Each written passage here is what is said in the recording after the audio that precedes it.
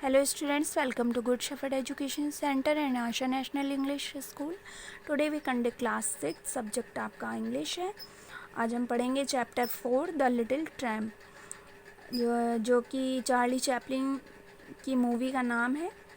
यहाँ पे दो लोगों के बीच में बात हो रही है. डायलॉग्स जो आपके लिखे हुए हैं, ये दो लोगों के बीच में वार्तालाप हो रही है. देखते हैं क्या है. जैसे पहला आपका है मेघना. Granny, I have to write an essay. Charlie Chaplin, could you help in some way? मेघना जो होती है वो कहती है मैं चार्ली चैपलिन के बारे में कुछ ऐसे लिखने जा रही हूँ, तो आप मेरी हेल्प करिएगा. ग्रैनी बोलती है sure, I am Charlie Chaplin fan. I know all that is there to know about him. Go ahead and ask anything. कहती है मैं चार्ली चैपलिन की बहुत बड़ी फ़ैन हूँ और मुझे उनके बारे में जो कुछ भी पता है मैं तुम्हारी मदद करूँगी, मैं तुमको भी बताऊँगी. फिर मेघना बोलती could you tell me his full name. मेघना कहती आप उनका पूरा नाम जानती हैं तो बताइए. तो ग्रैनी बताती उनका पूरा नाम क्या है. सर चार्ली स्पेंसर चैपलिन है. He was legend.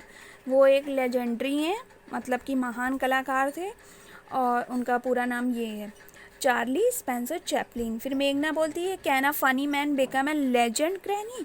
मेघना बोलती है कि क्या एक मतलब मजाकिया इंसान, फ़नी मैन जो होता है, वो क्या लेजेंडरी के रूप में जाना जाता है.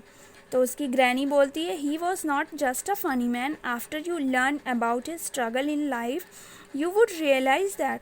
वो एक फ़नी आदमी नहीं था. उसकी ग्रैनी बताती हैं वो एक फ़नी मैन ही नहीं था.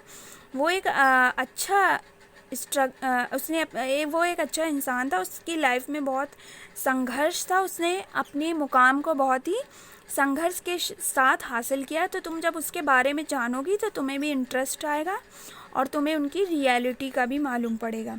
फिर मेघना बोलती है then could you tell me about his life before fame.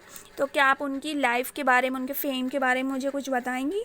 तो ग्रैनी बोलती हैं हाँ. ग्रैनी स्टार्ट करती हैं, बताती हैं कि उनका जन्म 16 अप्रैल 1889 को हुआ था किंगस्टन लंदन में. To Charlie and Hannah Chaplin they were a musical hall performance.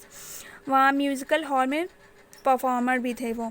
मेघना बोलती है कि performers could they afford a good education for Chaplin.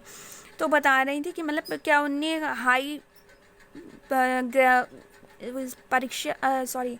मतलब हाई एजुकेशन को ग्रहण किया था. तो आगे उसकी ग्रैनी बताती नहीं, क्योंकि उनके पिता की मृत्यु जल्दी ही हो गई थी. उनकी माँ मेंटल हो गई थी, उनको थोड़ा मेंटल प्रॉब्लम हो गया था, इसलिए वो जो है कोई शिक्षा ज़्यादा नहीं ग्रहण कर पाए. थोड़ी बहुत ही उनने पढ़ाई लिखाई करी होगी, दैट्स इट. उसके बाद उनकी लाइफ में स्ट्रगल स्टार्ट हो चुका था.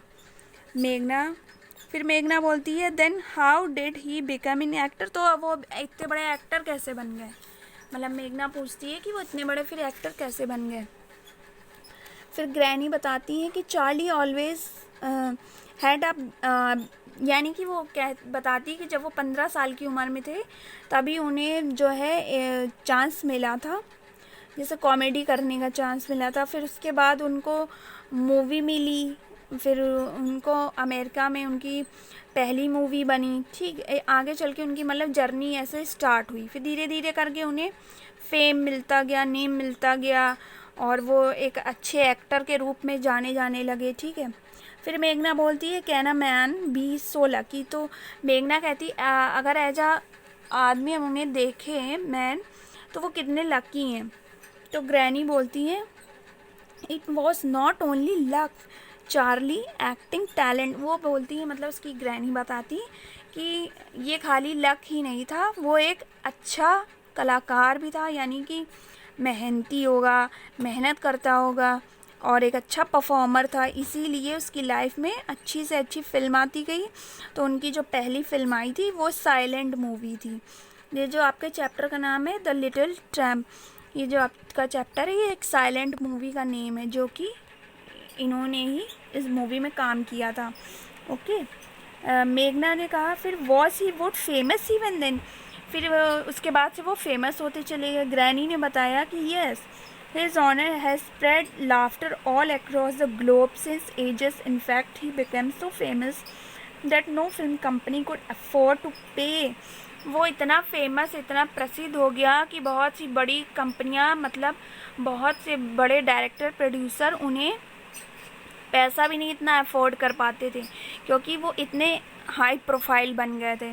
तो वो कुछ समय के बाद सिर्फ अपनी बनाई हुई फिल्मों में ही काम करते थे, क्योंकि कोई उनके खर्चे को नहीं उठा सकता था। सोचो, उनने इतना नेम, फेम, रुतबा कमाया अपनी लाइफ में, अपने स्ट्रगल को किया, मेहनत को किया।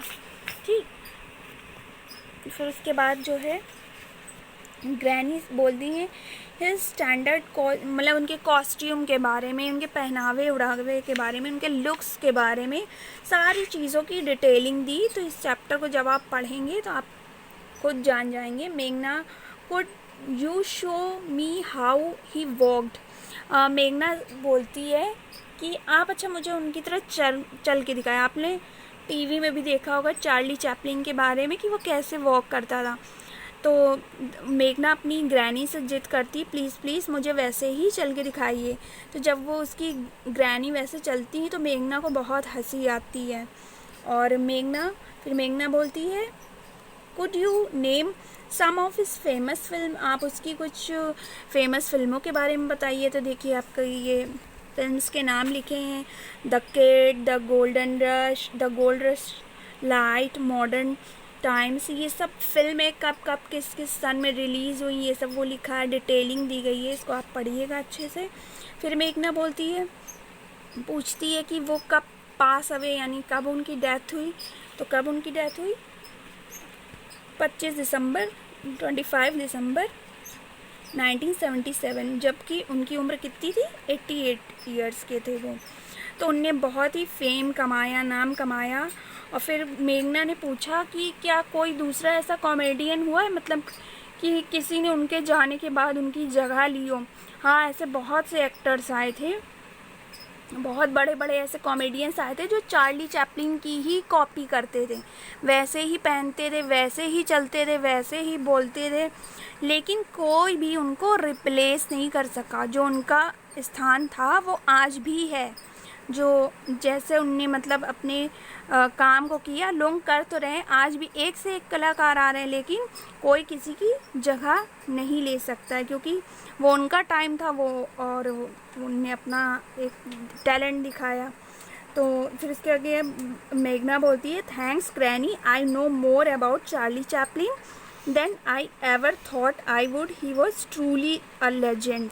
तो मेघना कहती है थैंक यू ग्रैनी, अपनी ग्रैनी को थैंक्स करती है कि उसकी ग्रैनी ने चार्ली चैपलिन के बारे में इतनी डिटेल्स दी, इतनी गहराई से बताया, और बताया कि वो एक लेजेंडरी क्यों है, आज हम उसे एक लेजेंडरी एक्टर के रूप में क्यों देखते हैं। तो ये आपका चैप्टर, इसको आपको ध्यान से पढ़िएगा, रीड करिएगा पूरे चैप्टर को, ये आपका होमवर्क है।